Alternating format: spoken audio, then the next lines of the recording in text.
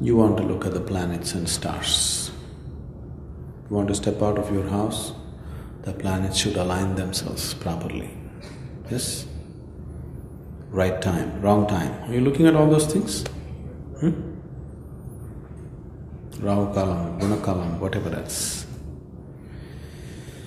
If you want to get married, you go and ask the third person, can I live happily with my wife? I think it's obscene. Whatever the kind of fool you marry, why can't you live well with her or with him? Whatever kind of idiot you're married to, once you've chosen to marry, why don't you live well with them? Or if they're showing some new kind of madness that you did not predict, why don't you leave them? Anyway, with all the predictions, horoscopes all matching well, still these two people nobody can match, isn't it? Any astrologer will match horoscopes for people, but can they match these two people? To what extent you're being responsible for the other, only to that extent your marriage works. Is it so? How responsibly you handle the other person, only to that extent it is working. Is that so? No. Personal development I'm talking.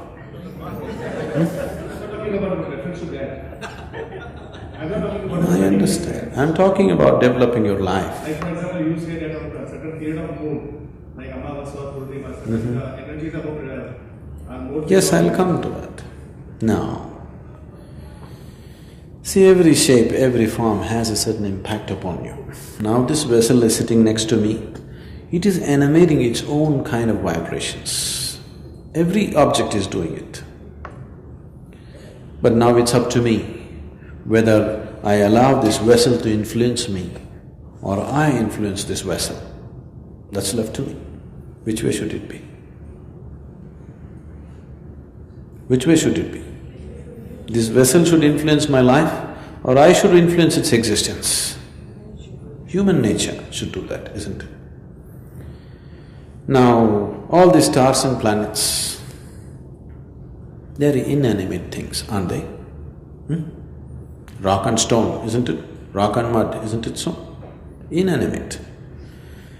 Now, should inanimate things rule the destiny of your life, or human nature should rule the destiny of inanimate things? Which way should it be? Human nature should, if you have realized the potential of what it means to be this.